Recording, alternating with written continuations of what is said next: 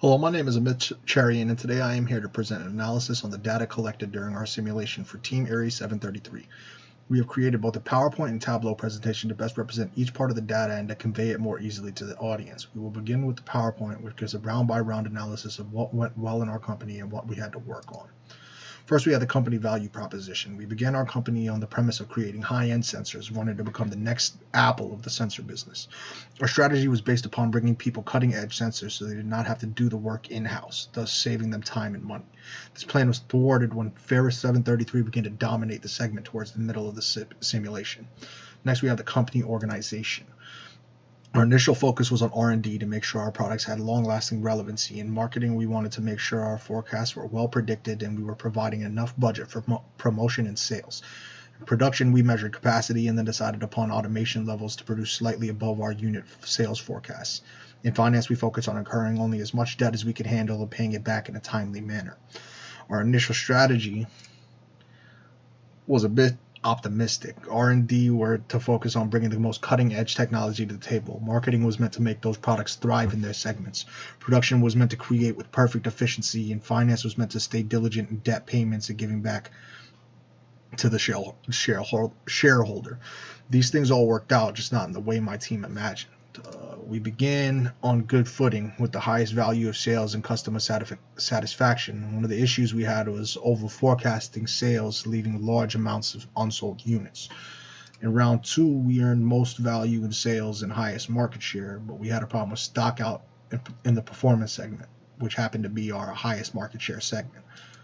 In round 3, we perfectly stocked the performance segment, which had our highest market share at the time as well, but then our high-end product had become obsolete. In round 4, our highest cumulative profit, we had the highest cumulative profits in the industry with $45.78 million, but we had lost a large portion of market share to Ferris in high-end performance and the high-end performance and size segments. In round 5, our sales performance was second only to Ferris, but our profits were nearly triple their own. We sold too much product early on, causing us to have to purchase it. In round 6, we ended in second place, earning first place in earning before interest and taxes, return on assets, return on sales, and return on equity. But the problem was we didn't pay off enough debt due to pessimistic forecasting, which could have cost us first place.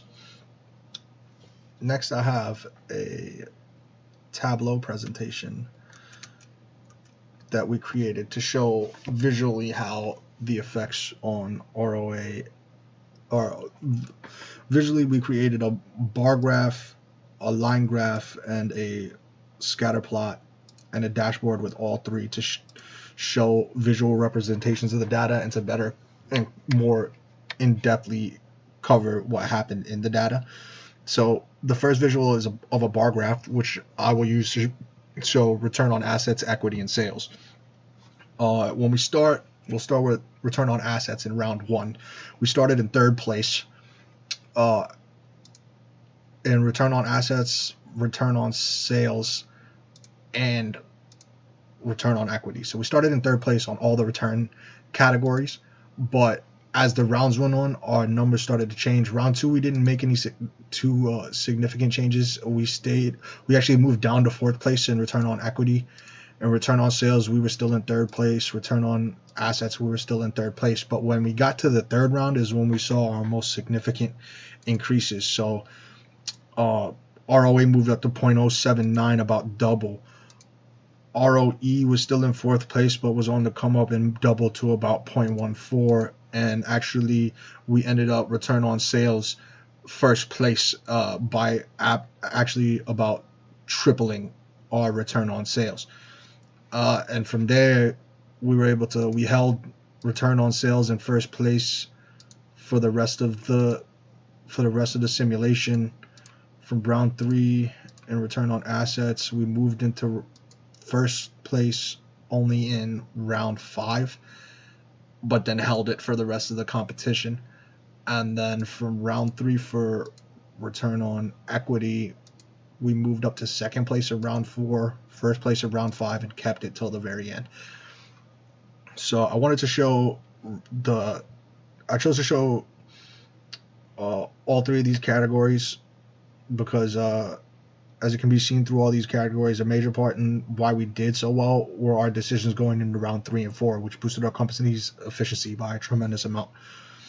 Next, we have a timeline, which I'm going to use to show profit and cumulative profit. So in our profits, we can see, I'll focus specifically on our team, but we started off kind of low at 4.9 million. And even that was about in the middle of the competition at the time. And from there, we increased to above the competition within just the third round at 14 million. And we stayed above the competition in profits for the entirety of the rest of the game, where at the end we had about almost double the closest competitors' profits at the end. Cumulative profits was fairly similar in trend. We started in the middle along with some others and then slowly rose to a point. We can see that from round 3 to 4 is where we made our biggest change and our biggest effects to becoming like as incredible as 134 million cumulative profit can be. I chose to show profit and cumulative profit on the timeline because I think they best showed how effective and consistent our efforts were to make our company more successful each round. Next, we have a scatter plot, which I wanted to use to show sales and earning before interest and taxes. So I used it and compared both values to return on sales, actually, because I wanted to show the difference in how our team and Ferris 733 performed. So if you look at Ferris, they had much better sales than us in total. By the end, they had almost 110 million in they had almost 110 million over us in sales, but their return on those sales was incredibly low. They had only a 34% return on their sales, whereas our company had 64.3% return on our sales. So if we change the value from sales to earning before interest and taxes, we actually end up with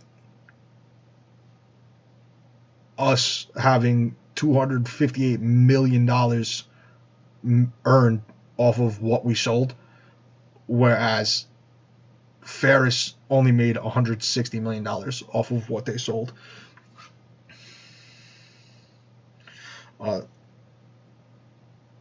Lastly, I have a dashboard which allows for the changing of all of these charts using just these drop down boxes. So it gives you the ability to pinpoint some of the data. So here we can change the round on every single chart at the same time and put in what specific rounds we want to see. Here we can actually click on one of the companies and it'll highlight their position in every single chart. And this actually made it much easier for me to decipher the data and look upon the data and find what was important and good to share within the presentation rather than not. So thank you so much for your time. This concludes my presentation on the performance of Team Erie 733 in our CAPSIM simulation.